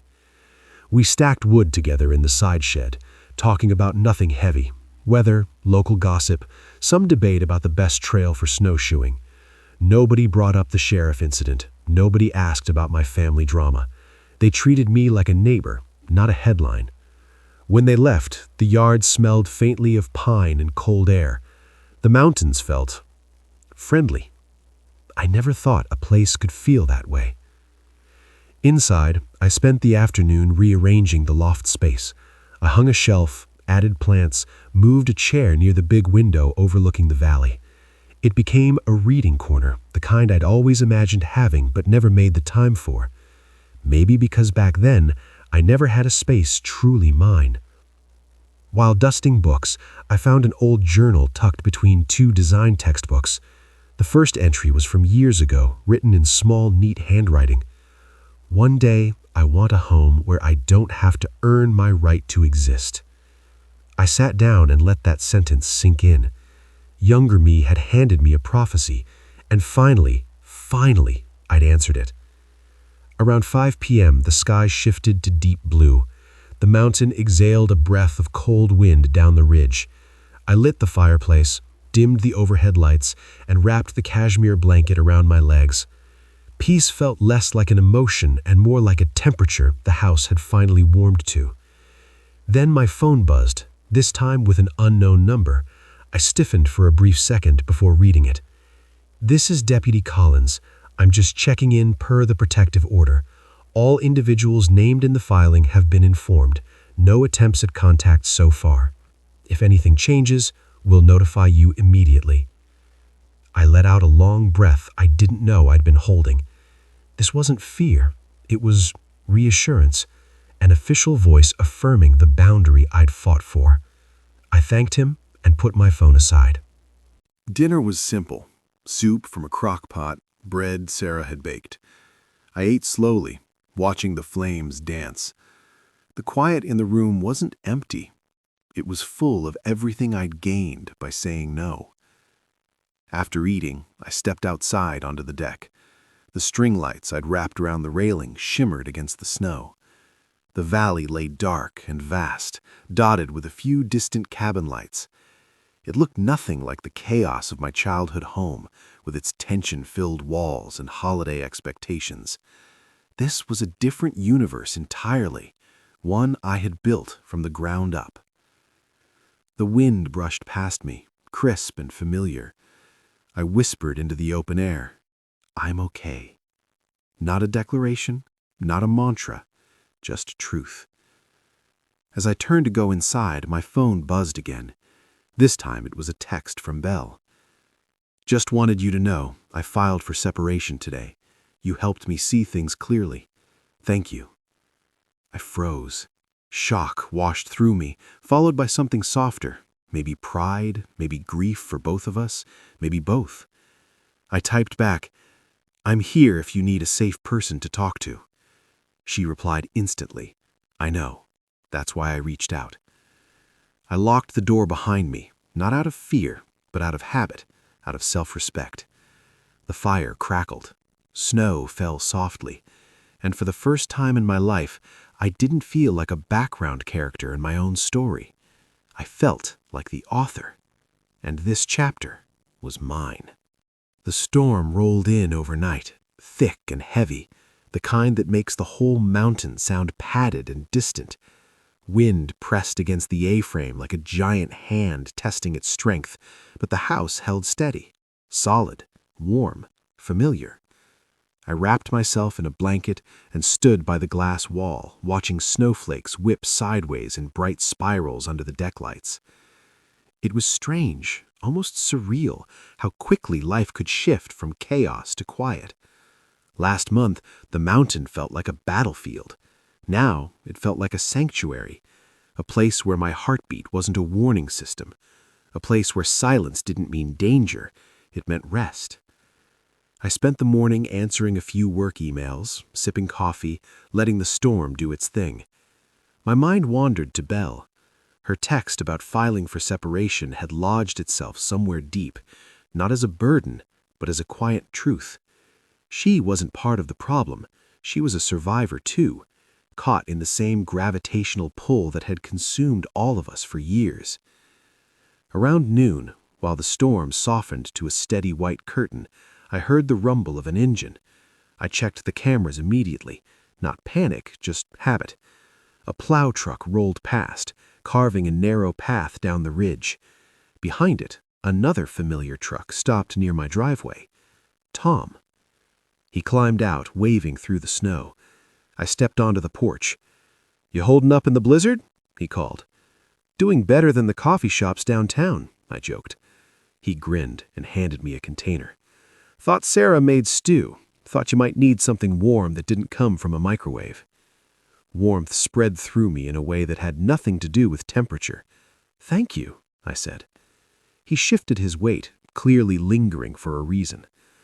"Heard from the deputy this morning. Protective orders holding. No attempts of contact." The relief that washed through me wasn't sharp or dramatic, just a gentle wave. A kind of quiet acknowledgement that safety wasn't a fragile thing anymore. "Good," I said. "That's really good." He tipped his hat. "You holler if you need anything." When he left, the house felt even warmer. Around 3, the snow eased enough for me to walk the perimeter. I bundled up, stepped onto the deck, and took slow, careful steps into the fresh powder. The world was muffled and pure. Pine branches bowed under the weight of snow, bending but not breaking. The metaphor wasn't lost on me. I checked the mailbox cluster via trail cam. No movement, no cars creeping in, nothing but snow swirling under dim winter light. I walked back inside, brushed ice off my coat, and let the warmth swallow me whole. As the sky darkened early, the storm tapering into a hush, I found myself sorting through boxes I hadn't opened since I moved in. Old notebooks, half-finished sketches, a pile of printed photos they hadn't seen because they didn't ask. My life, in fragments I'd hidden because I was so used to shrinking. One notebook stopped me, a page titled, "If I Had My Own Place." My younger handwriting filled the list. Soft lights, not overhead glare, a fireplace, a desk in front of a window, no voices yelling, no pressure, people who knock, not barge, room to breathe. I laughed softly. I had built every single thing on that list, accidentally, intentionally, beautifully. Late evening, as I warmed the stew Tom brought, my phone lit from an unknown number. I hesitated, but answered when the voicemail icon appeared. The voice that came through wasn't my parents. It wasn't Julian. It was the judge's clerk again. Miss Hale, just calling to inform you that all parties listed in the protective order have been formally served. Additionally, their attempted filings have been documented as part of the order. You will receive follow-up paperwork this week. There is nothing further required from you at this time. Nothing further required from you. Words I had waited my whole life to hear. I pressed my palm to the counter and breathed out slowly, letting those 7 words settle into my bones. The storm outside settled too, as if syncing with my heartbeat. After dinner, I stood on the deck again. Stars began to poke through the thinning clouds, glittering faintly above the dark valley. I wrapped my arms around myself, not from cold, but from grounding. This place wasn't just where I lived. It was where I unlearned everything they'd conditioned me to believe, where I rebuilt myself brick by brick, where the world finally matched the quiet I carried inside. My phone buzzed again, a text from Belle. "Safe tonight. Thank you for being the first person to show me what that feels like." A single tear slipped down my cheek, hot against the cold air, not from sadness, but from recognition. 2 people breaking free from the same machine. I typed back, "You are not alone. You never were." Inside, the fire glowed soft and steady. The mountain held its silence, and for the first time in my life, I wasn't afraid of what came next. The next morning, the snowstorm had passed, leaving the world glazed in brilliant white. Sunlight bounced off the drifts like tiny diamonds, so bright it felt unreal. I stood on the deck holding a mug of hot tea, the steam rising into the cold air, and thought, this is what freedom looks like. Stillness, space, no apologies. My phone buzzed again, not with urgency, but with an email notification. I stepped inside, set the mug down, and opened it. It was from Sable. Subject, final update, for now. She wrote, "All relevant agencies have acknowledged the protective order. All fraudulent attempts have been archived on record. At this stage, your family cannot initiate any legal moves without immediate violation consequences. You are fully insulated. Maintain documentation. Enjoy your life." Enjoy your life. I had never received permission like that, not from a parent, not from a mentor, not even from myself. It felt absurdly emotional to read those 3 words in an email that looked like it belonged in a corporate binder. I closed my laptop and let out a breath I didn't know I'd been holding. Around noon, I decided to take a walk down to the mailbox cluster. The storm had left the road messy but passable. Trees hung heavy with snow, branches glistening in the sunlight. As I walked, the crunch of snow under my boots felt grounding, rhythmic, alive. When I reached the mailboxes, I checked my P.O. box. Inside was mostly normal mail, flyers, a local newsletter, a bill. but there was also a small padded envelope with no sender listed. That made my pulse hitch for a moment, but the handwriting wasn't familiar. Inside was a simple card. On the front, a watercolor of a mountain ridge in soft blues. Inside, a short note. "Congratulations on protecting your peace. Not everyone wins battles like these. S.W." Sable Winters. She sent a congratulations card. I laughed, really laughed, right there in the cold air. Even the mountains seemed to echo it. Walking back up the road, I noticed how my footsteps left a clean path behind me. Something about that image stuck. Forward movement leaving clear tracks instead of chaos. Back at the house, I spent the afternoon making small but meaningful changes. I rearranged the furniture so the sofa faced the valley fully. I moved the dining table closer to the window. I added plants along the staircase. None of these were defensive actions. They were choices made for comfort, for beauty, for me. Around 4, there was a soft knock at the door. Not forceful, not entitled, just polite. I checked the camera. It was Sarah, holding a container of something warm. I opened the door, letting a rush of cold air in. "Made extra soup, thought you might like some." I accepted it with a smile. "You and Tom are making sure I never starve." That's what neighbors do. Real ones, anyway. Real ones. I thanked her and closed the door. The house felt fuller somehow, even though I was alone. Not crowded, just supported. As evening settled in, I curled up on the sofa and opened my laptop to journal, something I hadn't done in years. I typed slowly. "I didn't build this house to hide. I built it to breathe, and I'm finally learning how." I didn't write about my parents, not in anger, not in longing. They had become background noise in a life that was finally my own, a life they had no permission to enter. Around 7, my phone buzzed again, a text from Belle. "Small update. I signed temporary housing papers today. I'm in a safe place. Thank you for showing me what boundaries look like." I typed back, "You did this, not me, but I'm proud of you."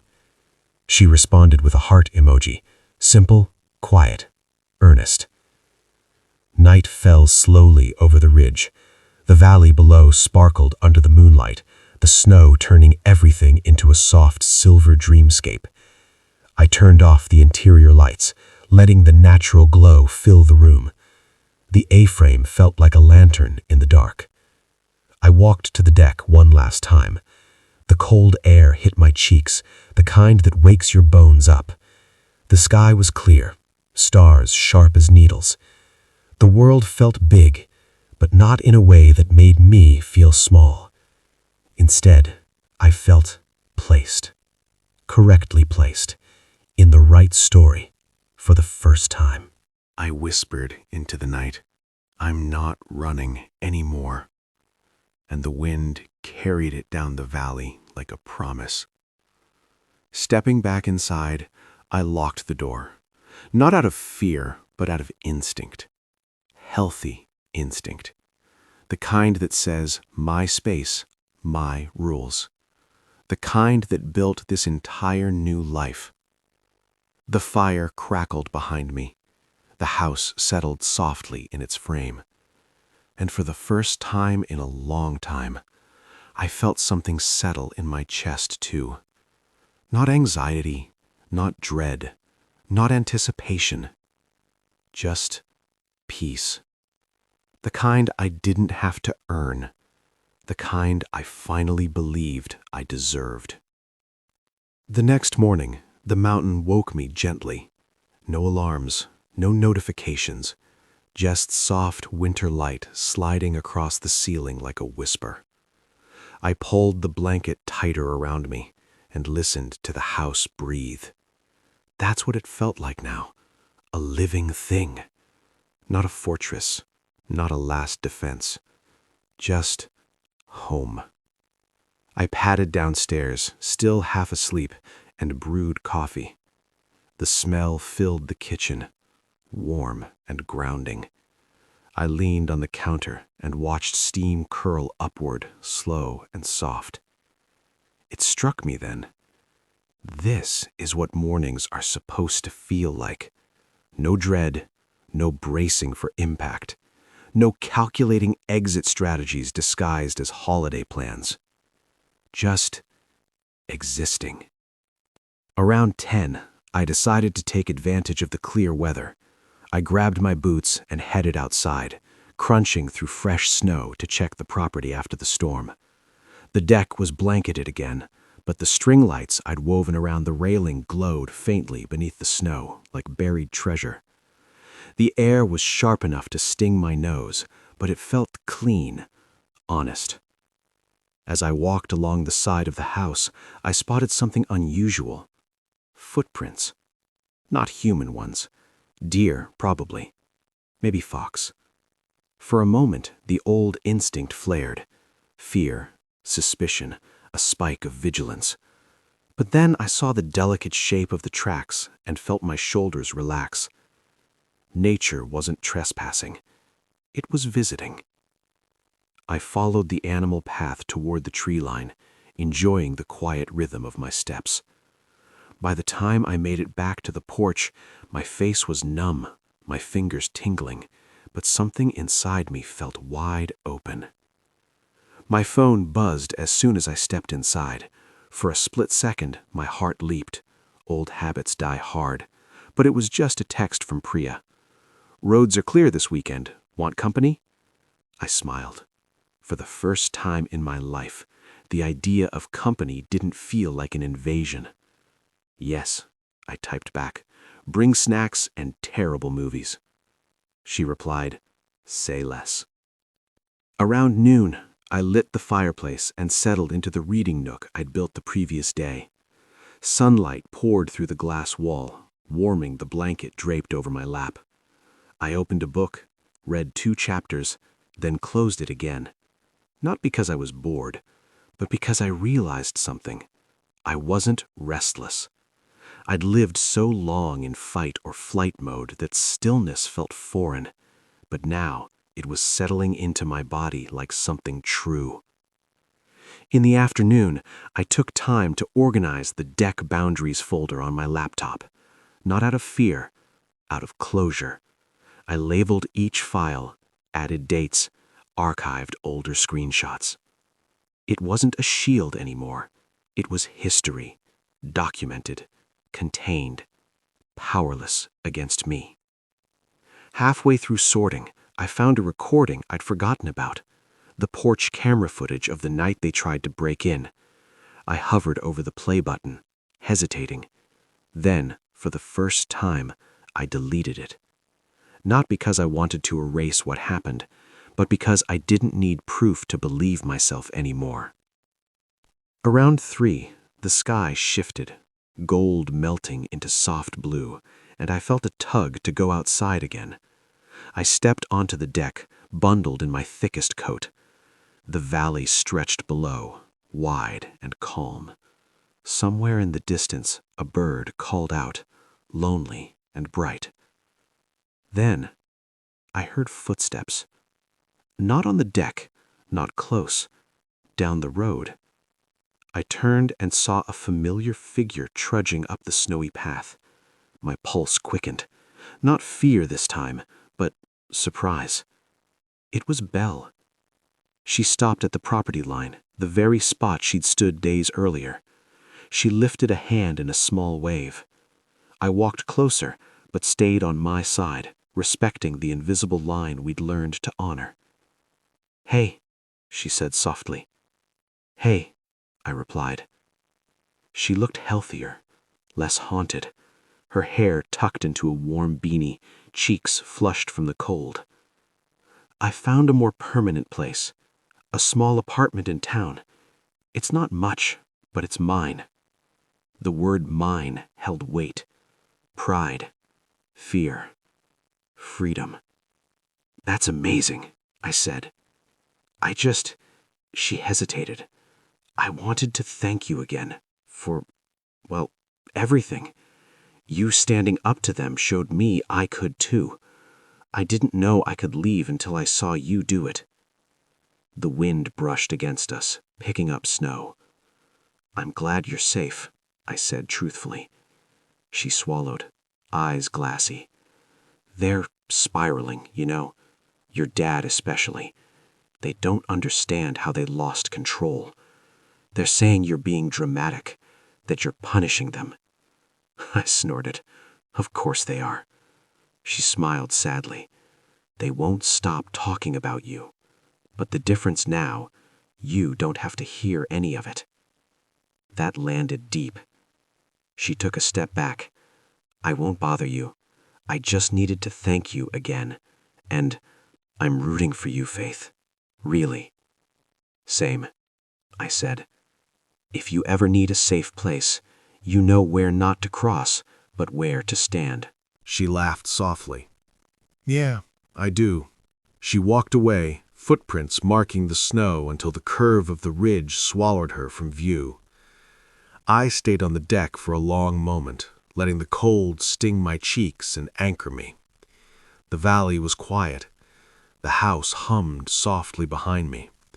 My heartbeat felt steady, normal, human. Inside, I closed the door gently.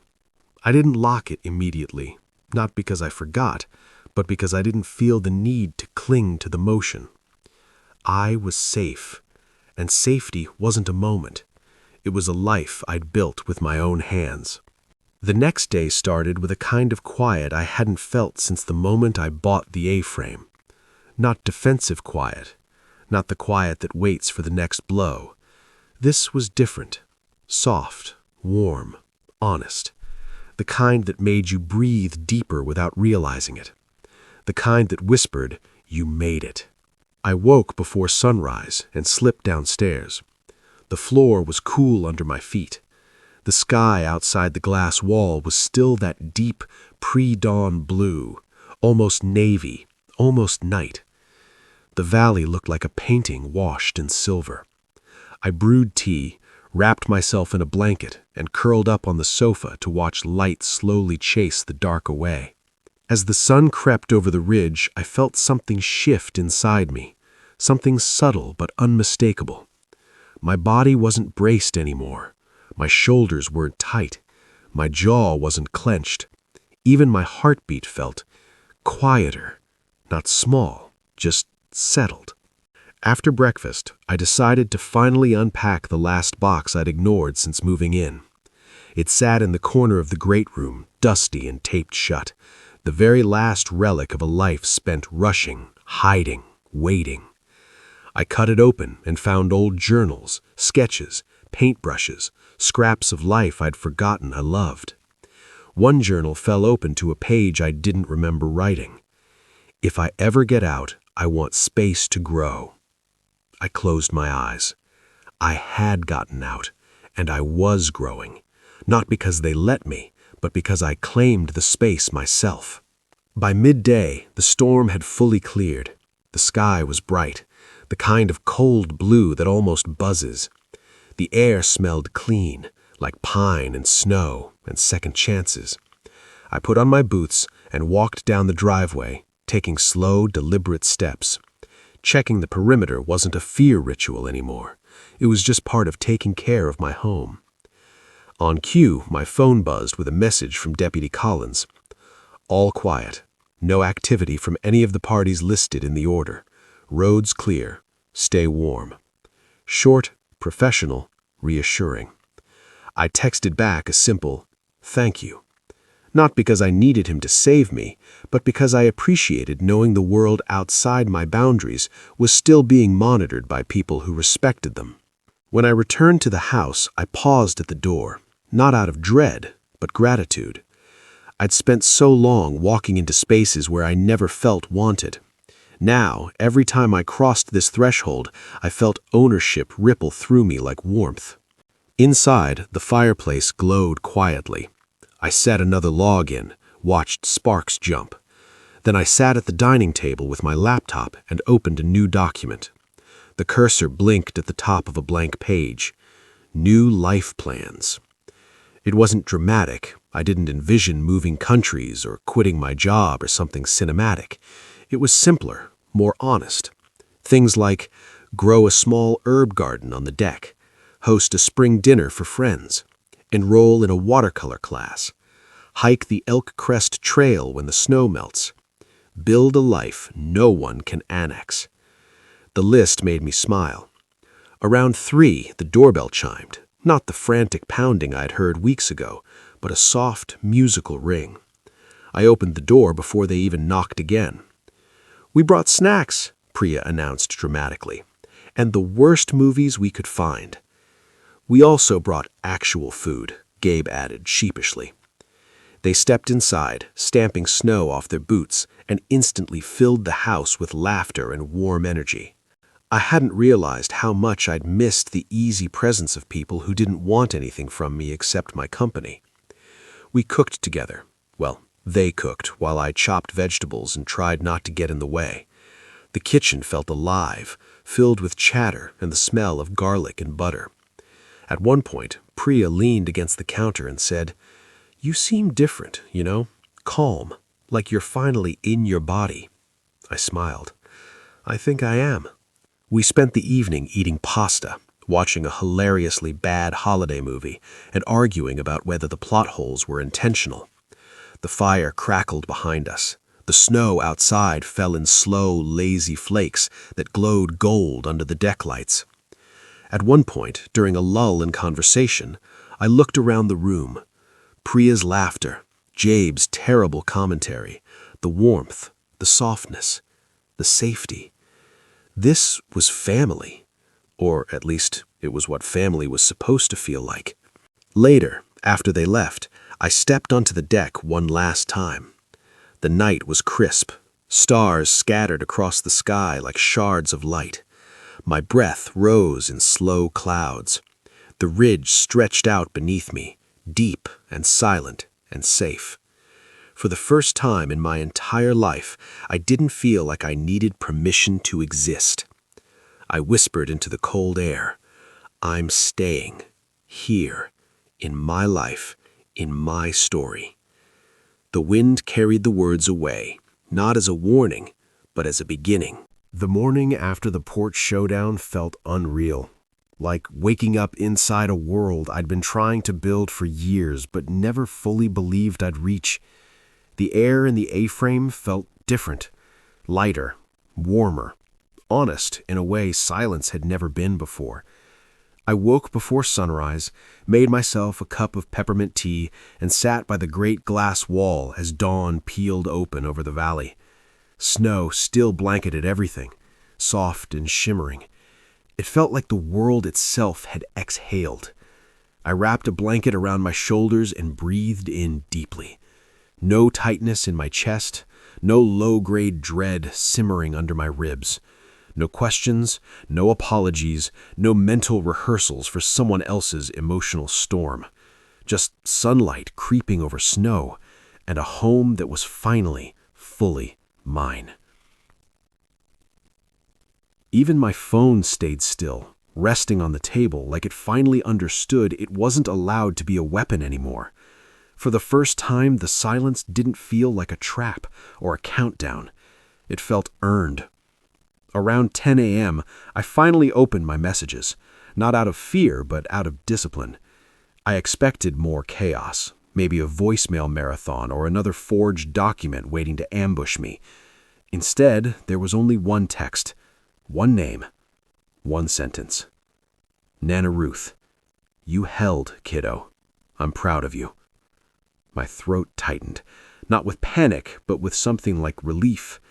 I typed back a simple, "I love you," and set my phone aside again. That was all the family energy I was willing to deal with today. By noon, sunlight had melted thin lines into the snow on the deck. I stepped outside, letting the cold bite my cheeks, letting the air clear the last remnants of adrenaline from my bloodstream. The mountains stretched below me, massive and quiet, like it was holding me upright, like it knew I needed a second to believe everything was actually truly over. Inside, the house still carried traces of last night's gathering. Empty cocoa mugs, a half-finished game on the coffee table, traces of laughter echoing in the corners. My friends had hugged me hard before leaving, each one saying a version of the same thing. "You're safe now. You did it, Faith. You stood your ground." And I had. Not with shouting, not with breakdowns, not with the desperate emotional bargaining they expected. I had done it with documents, with boundaries, with a community that stood behind me when my own bloodline tried to bulldoze my life. That mattered. I walked to the entry table where the laminated pages still sat, the no trespass order gleaming under the morning light.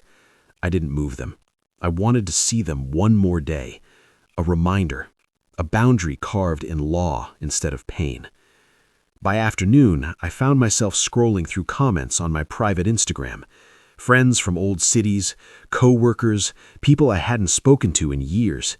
Everyone responding to the tiny glimpse I'd shared of my home. No one knew what the last month had really been, but somehow their messages still found the truth. "This place looks peaceful. You look happy.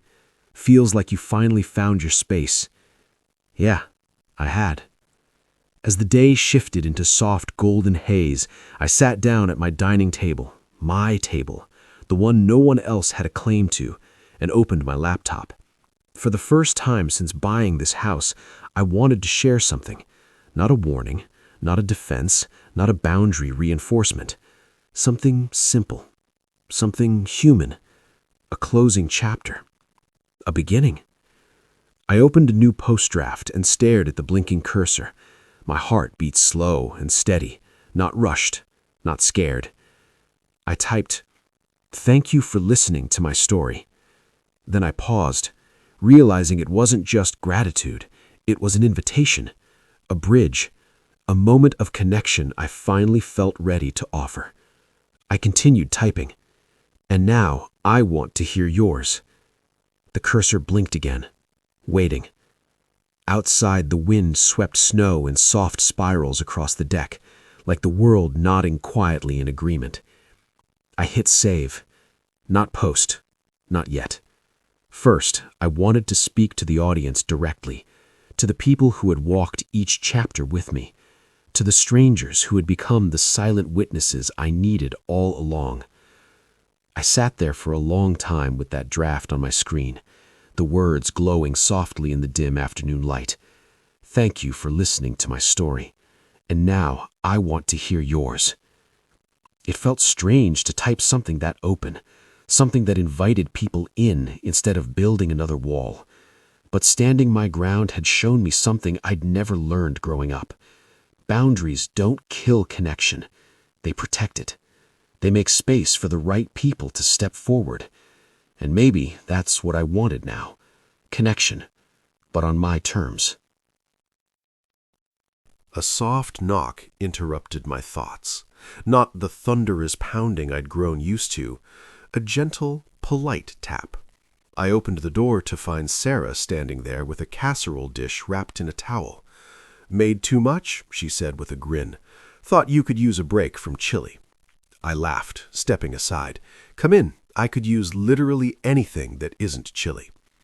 She placed the dish on the counter and glanced around the warm, quiet house. "Feels different in here today," she said. "It does," I replied. "Feels like my house." Sarah nodded with a softness only someone familiar with quiet battles could understand. "Good. That's exactly what it should feel like." After she left, I reheated some casserole and ate by the window, watching the sky fade into a pale winter pink. I thought about how strange it was that a neighbor I'd barely known months ago now felt more like family than the people whose last name I shared. Chosen family wasn't just a concept, it was a lifeline. As evening settled in, I opened my laptop again. The draft post glowed at me. I knew I wanted to say more. Not about the legal war or the forged papers or the sheriffs. Those were their choices, their consequences. What I wanted to share now was what I chose. So I typed, "We don't get to choose the families we're born into, but we do get to choose the boundaries we set and the people we let in afterward." A truth so simple, I felt it land in my chest. For the first time, I wanted to ask the people listening to speak too. Not because I needed validation, and not because I wanted to open another door for someone to walk through and take advantage, but because maybe my story wasn't just mine. Maybe someone else needed permission to claim their own quiet place, their own boundary, their own life. Before posting, I looked around my home, my safe place, my rebuilt sanctuary. My eyes drifted to the survival kit I'd unknowingly built, the reinforced locks, the document stand, the cameras, the passwords. All necessary, all earned. But tonight, I wanted something else, something softer. I lit a candle on the coffee table, a small thing, a warm thing, and it made the room glow in a way that felt like a promise rather than a warning. My phone buzzed. For a moment, instinct jolted through me. Fear, anticipation, old reflexes. But it wasn't them. It was Priya. Priya, just checking in. How's the energy in the fortress? Me, peaceful for the first time in a long time. Priya, good. You deserve that. Always did. I smiled, a small, real smile.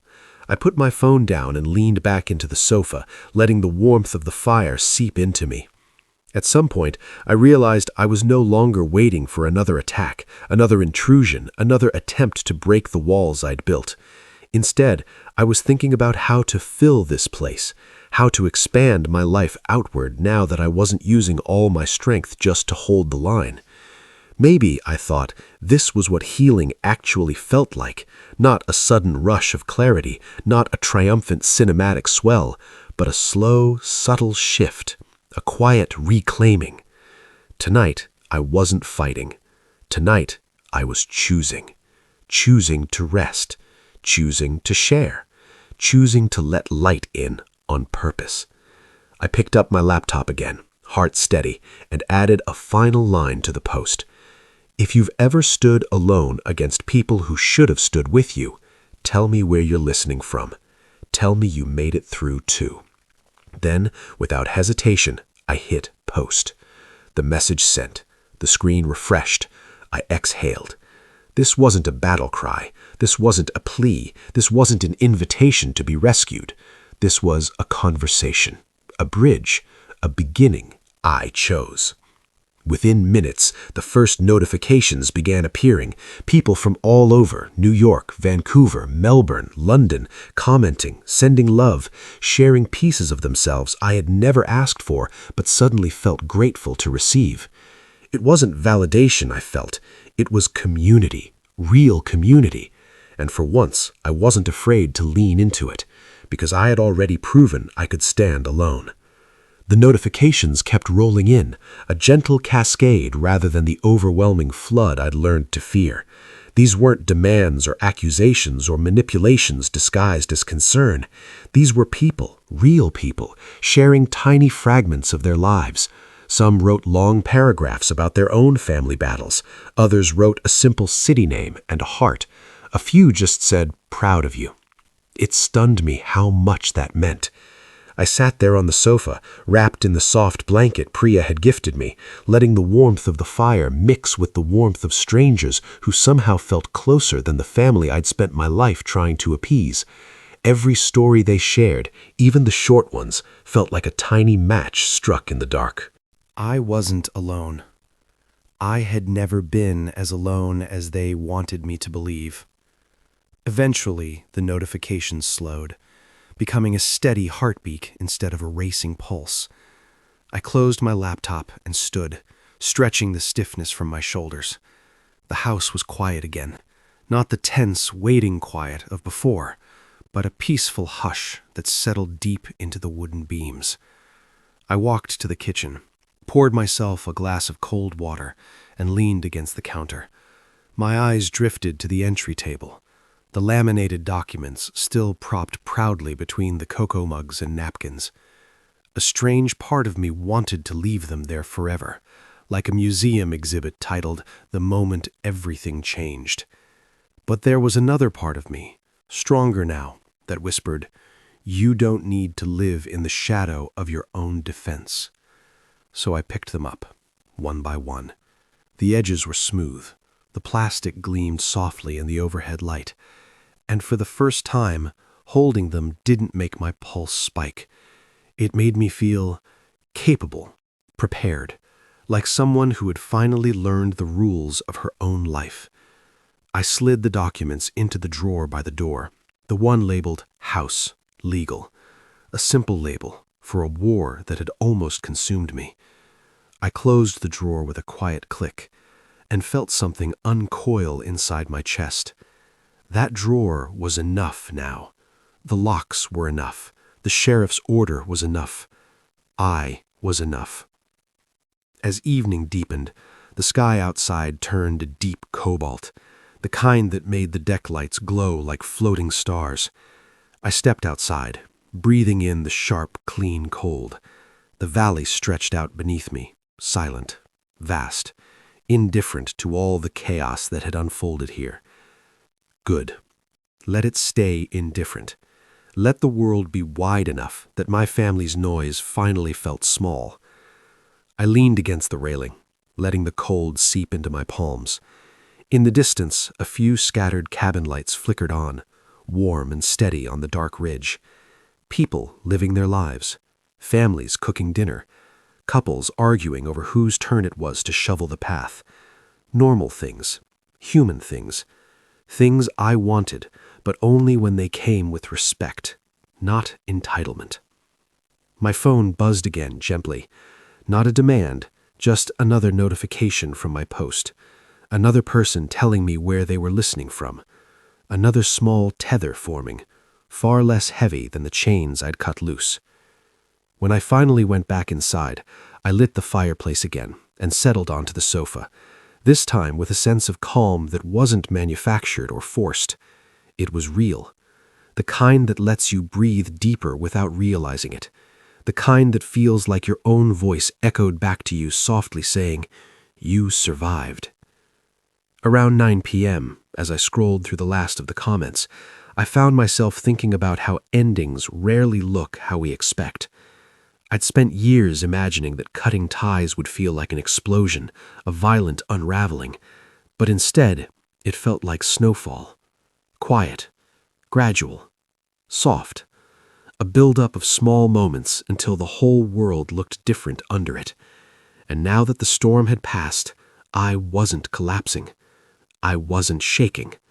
I wasn't hollow. I was stable, steady, maybe even, finally, hopeful. I typed one more message in the post, replying to someone from Toronto who had written that they were proud of me. Thank you. Healing is slow, but it's real. As I hit send, something in my chest softened. Not the ache I'd carried for years, not the rage I inherited, but something new, something warm. The last thought I had before closing my laptop was almost funny in its simplicity. This house isn't just a fortress anymore. It's a beginning. And for the first time, I truly believed it. Later that night, as the fire settled into a low amber glow, I realized something I hadn't been able to see while I was surviving. The ending wasn't the sheriff on my porch. It wasn't the forged papers or the midnight mailbox footage. It wasn't even the moment the SUVs disappeared down the ridge for good. The real ending, the real victory, was this quiet right here. Me, safe. Me, steady. Me choosing peace over chaos. For once, I wasn't bracing for impact. I was simply living. I picked up my phone and looked at the open comments again. Dozens more had come in. People from Seattle, Edinburgh, Brisbane, Toronto, Dallas. People telling me they'd cut ties too. People telling me they wished they could. People thanking me for saying the thing they'd been too afraid to put into words. It felt unreal, a little overwhelming, but mostly it felt like standing in a room full of strangers who had somehow chosen to stand with me instead of against me. I smiled, soft and sure. Maybe this was what the end of a story looked like. Not a dramatic slam of a door, not a final confrontation, but a gentle turning of the page. a whisper instead of a scream. So if you're listening right now, thank you. Truly. Thank you for walking through this with me. And I'd love to know, where are you listening from? Drop your city, your country, whatever corner of the world you're tuning in from. Let's fill this space with voices that choose kindness over control. Make sure you're subscribed, hit that like button, and if this story hit home for you even a little, tap that hype button so more people can find it.